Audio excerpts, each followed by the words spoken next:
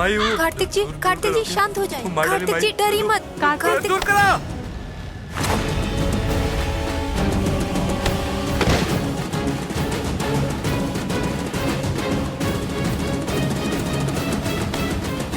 हम मानी लेकिन राउल लोगन के एहसान हम जिंदगी भर ना चुका सकीले, पर हमर वैष्णवी रउए तो हमसे कहले रहनी बड़ी मलकिन कि छठी मैया के आशीर्वाद बा, तो रउए ही बताएं कि हम छठी मैया के आशीर्वाद के कैसे हम अपने हाथे से अंधेरे में ढकेल दी।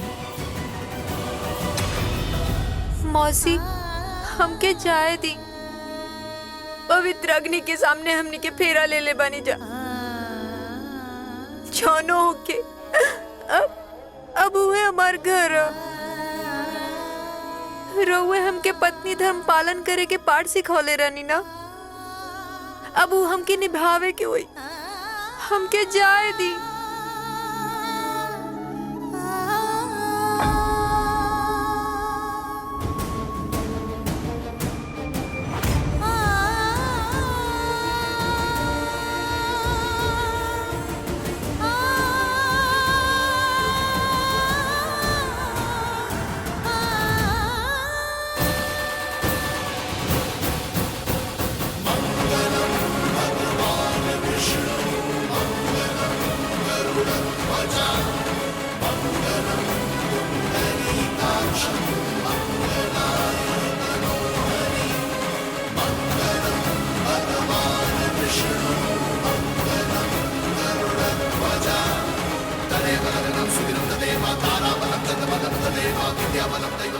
वैष्णवी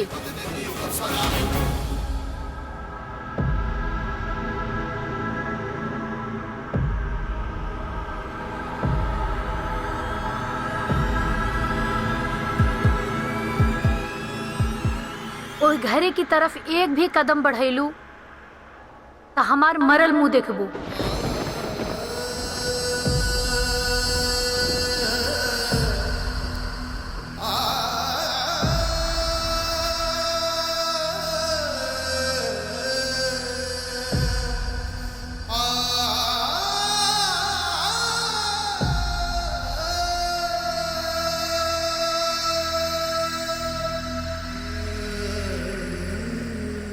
कार्तिक वैष्णवी ना आयल। उ नाही आई बिटुआ।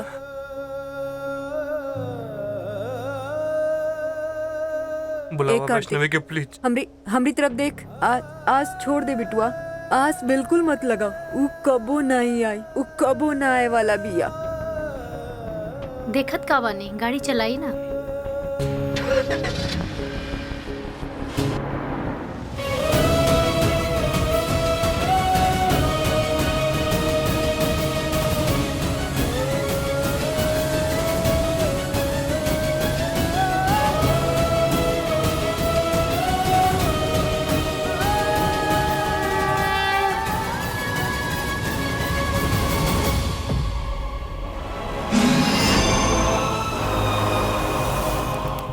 अब यशोदा अपन मोह पाश में फंस चुकल हैं। अब ओकर मनोवृत्ति हमार बस में है।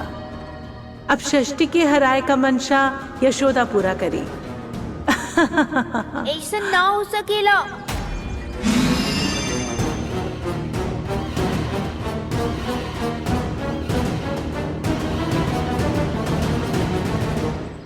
भोला भाला मनुष्य के कष्ट दिव्य में कैसन आनंद आवेला माता।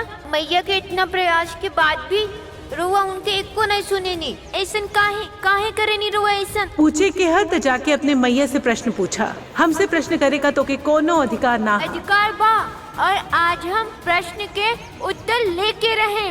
छठी मैया रउआ के स्वयं माता होखला के पद दिले बानी, लेकिन ओकरा बावजूद अपना मनुष्य रूपी संतान को लेके खा गईला के चेष्टा करीनी, उनकरा के कष्ट भी देनी।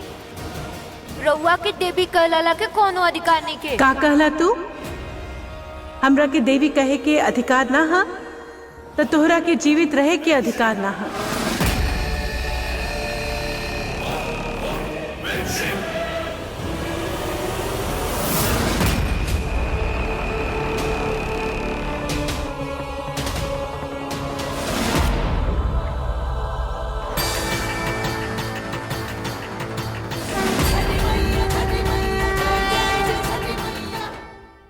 शैशव, ई हमनी के माता बाड़ी, इनकर अपमान कैला उचित नहीं खे।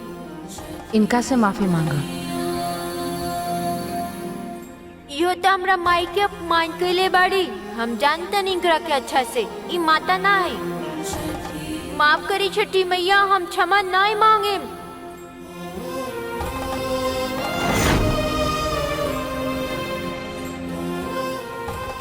माता माफ करे।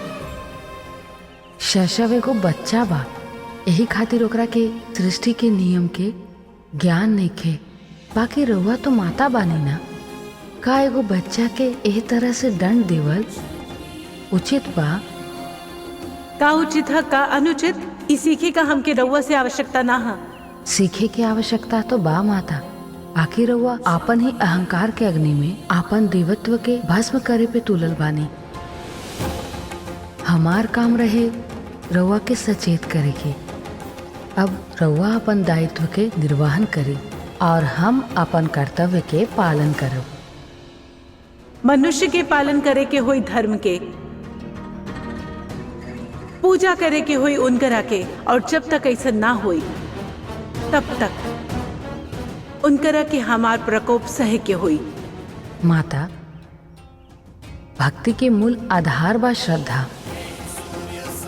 शक्ति के दुरुपयोग से रउआ डर तो उत्पन्न कर सके नहीं, बाकिर भक्ति ना तो हिरण्यकश्यप भी विष्णु रहतन। बाकिर विष्णु बने खातिर प्रहलाद बने के पड़ेला। ये बात रउआ कब समझब? रउआ काहे ना समझत हई सृष्टि? ई कलयुग है। भय से ही भक्ति का उद्गम हो सकेला। मनुष्य भी ईश्वर का नाम तब लेला जब वो कौनो कष्ट में होला। भय के बिना भक्ति असंभव है, और हम भय से ही भक्ति के जन्म देव।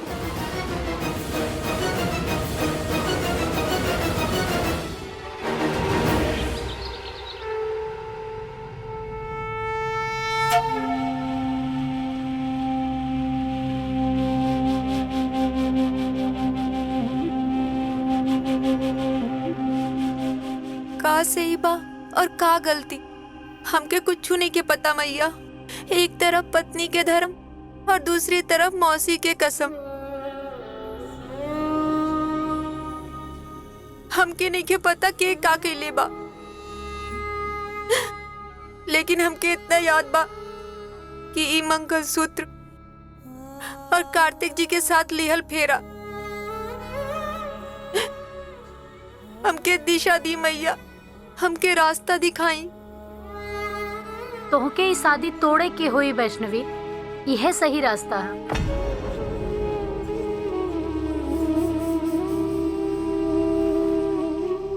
कैसन बात करता नी मौसी?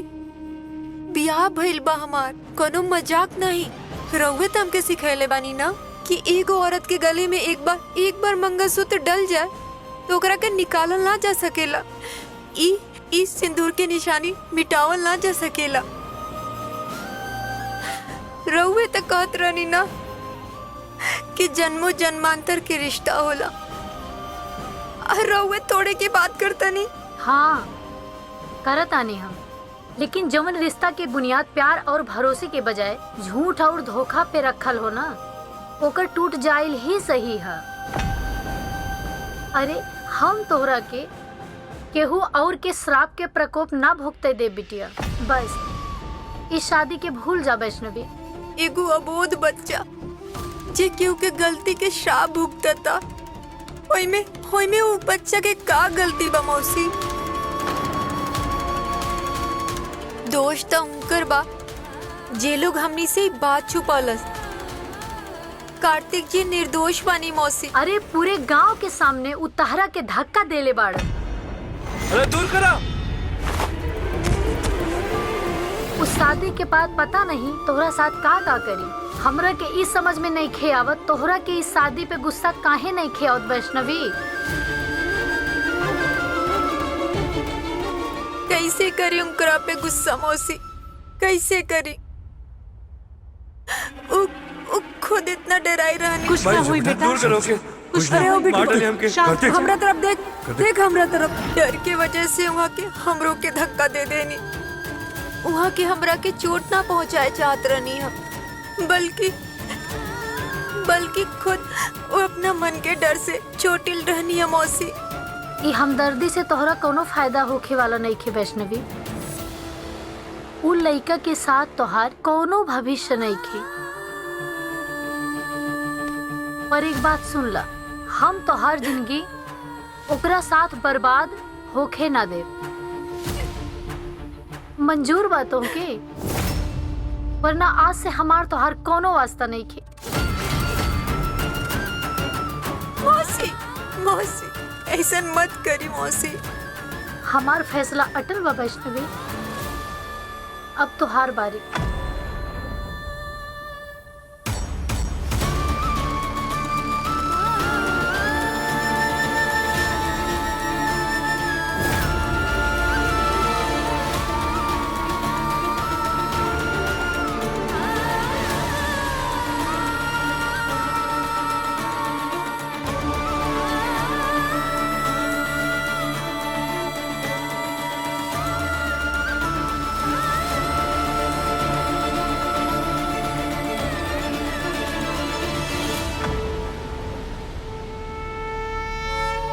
राहुल माता हमारा माता के बहुत कष्ट देली मैया। हम रउआ के ऐसे दुखी ना देख सकेनी। आखिर कृतिकाय के पूजा काहे ना होला? इनकरा कौना बात के क्रोध बा? काहे इनकरा कारण हमरा दीदी के इतना कष्ट भोगे के पड़ता?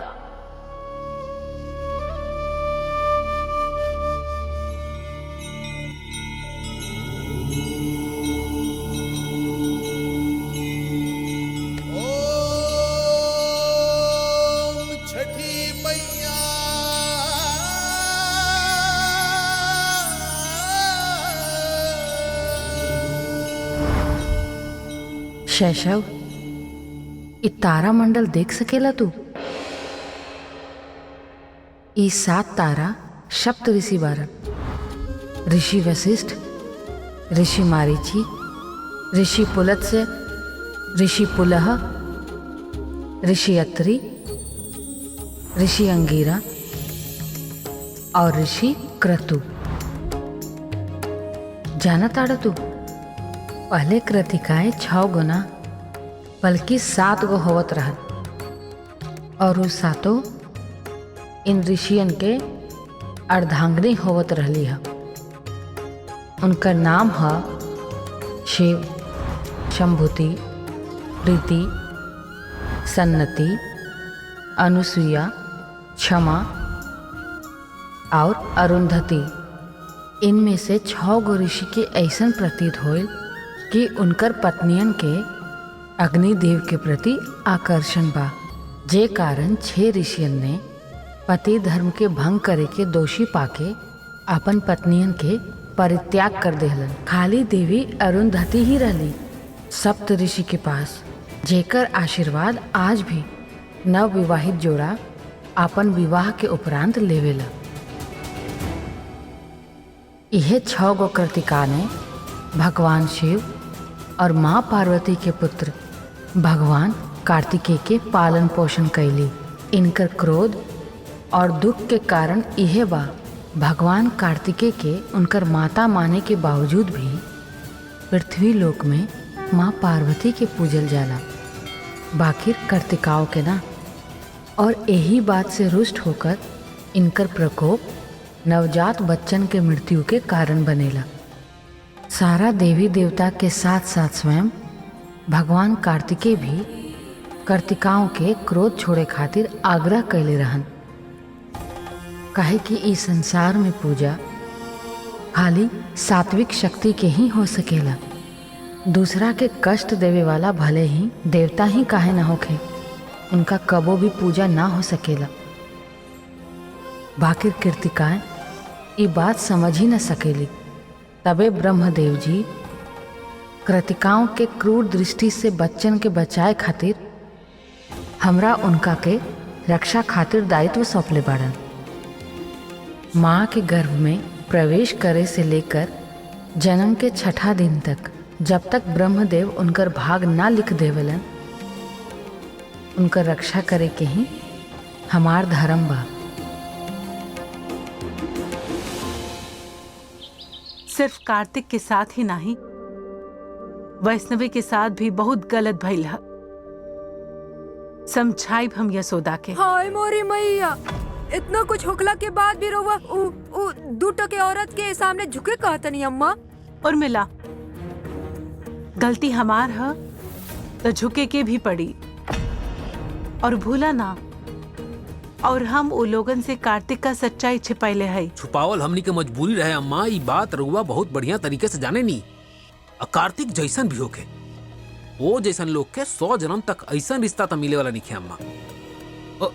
ऐसे भी ये हवेली जैसन शानो शौकत, ऐशो आराम, कौनो लड़की अपन सब कुछ हारी अपन एक घर के बहू बने खातिर अम्मा जी। और नहीं तो का अम्मा। और सच बताई, गलत तो हमरा बिटुआ के साथ भइल बा। बिना सोचे समझे ओका रिश्ता उ इनाथ लड़की के साथ कर देनी, जेकरा के ना रिश्ता के कदर बा, ना अपना मंगलसूत्र के सम्मान बा। अगर होई तो उ आवाज उठाई तो अपना मौसी के सामने कार्तिक बिटुआ खातिर। नहीं अम्मा, उ लड़की कुछ ना कहले से समझी बात के। अरे इक्का दुक्का तो हम ही जानता नहीं है, वो कोनो छठी मैया के बिटिया नहीं खी अम्मा जी। और बस ना हम उल्टा ई कहत रहनी हा कि ता अच्छा ही भइल ना, उता छठी मैया के आशीर्वाद हा जे उ बियाह तोड़वा देलन। हाँ बिल्कुल सही कहत हैं उर्वशी अम्मा जी। अगर वो वैष्णवी एक घर में बहू बनकर आ जात तो जाने कौन सा मुसीबत का पहाड़ ए परिवार पे टूट पड़त। हम तो कहते ही अच्छा भइल कि बला टलल। मैया का संकेत केहू समझे ना समझे, हम अच्छी तरह से समझ गए बानी। दुनिया चाहे जो कुछ बोले, हम कब्बो माने के तैयार ना हो कि कार्तिक और वैष्णवी का रिश्ता टूट चुकल है।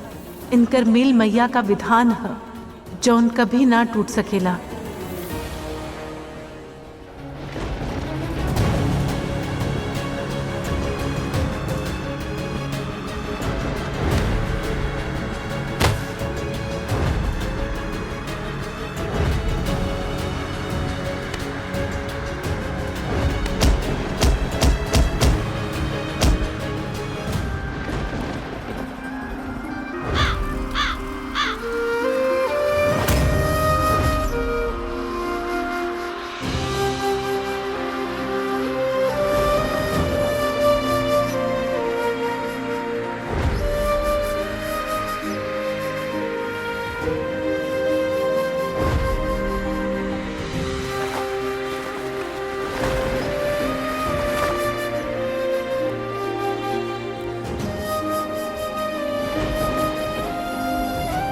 पर एक बात सुन ला, हम तो हर जिंदगी ओकरा साथ है बर्बाद होके ना दे।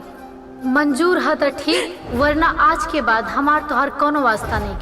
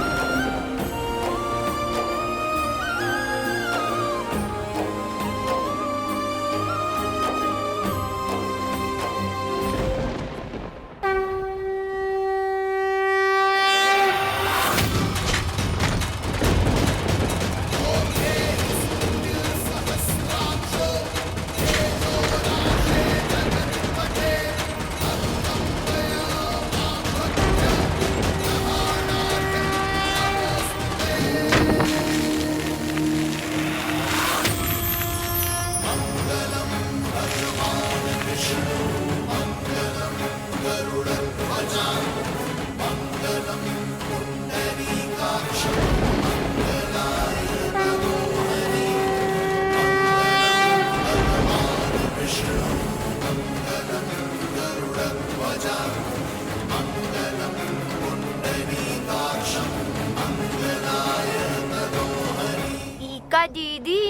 मैया के बिटिया होखला के बाद भी रोतारू। अभी आंसू के कोनो जरूरत नहीं खे। मैया तोहरा और जीजू के रिश्ता के आशीर्वाद दे दिले बानी। अभी रिश्ता क्यों ना तोड़ सकेला। लेकिन हम ई सब मौसी के कैसे समझाएं? शायद ही कोनो गुड्डा गुड़िया के खेल नहीं है जे आज खेलल और काल तोड़ देनी। और ये सब में कार्तिक जी के कोनो गलतिये नहीं खे जौन वहाँ के भुगते के पड़ता। वहाँ के तो खुद एगो श्राप से पीड़ित बानी। कोई वहाँ के साथ इतना गलत कैसे कर सकेला? तू मौसी से जिद कर ना। देखिए जब तोरा के रिश्ता में खुश देखिए ना तो वो खुश हो जाइए। हम तो कहते नहीं कि तू जीजू के पास चल जा। ऐसा नहीं खे शेषो। मौसी के कहल हम ना टाल सके नी। उ हमरा खातिर सब कुछ है। हमके उनके मनाए के होई। लेकिन दीदी उको वो मन में ना करिए तब।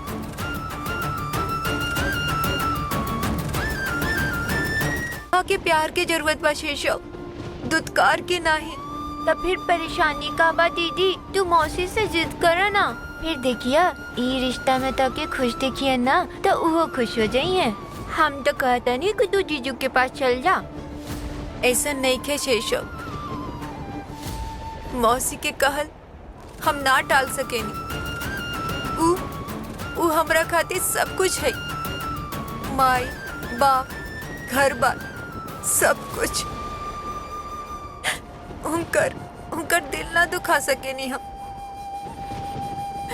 बचपन से लेके आज तक वो हर छोट बड़ बात के ख्याल रख ले बड़ी हमार। यहाँ तक कि हमके कबो अनाथ होखला के एहसास भी ना होके देली। कैसे कबूतर चला खाना खा। कबूतरी अभी पढ़ाई लिखाई अपन छोड़ा, बंद करा और भूख लगल हुई चुपचाप खाना खा। चला खाना खा। रहुआ तो खाई ना मौसी। अरे तोहके बतावल भूल गई नहीं। आज मौसी छठी मैया के नाम से उपवास रख ले बानी। आज खा ना सकीने। हम कल खाए, तू खा।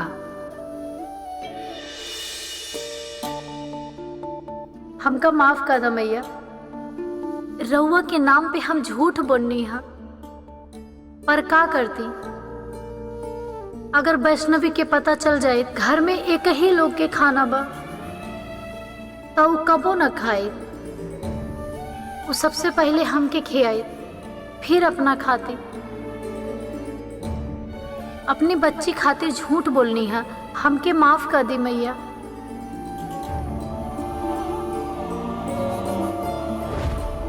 अपन सब कुछ निछार कर ले बड़ी हमरा पे। हम उनकरा के मना ना कर सके नी। हमके उनके मनावे के होई। लेकिन दीदी उको वो मनिए नहीं तो तब फिर हम मौसी के खुशी में ही अपन खुशी ढूंढ ले और मैया से प्रार्थना करें कि कार्तिक जी के जीवन भर ख्याल रखी।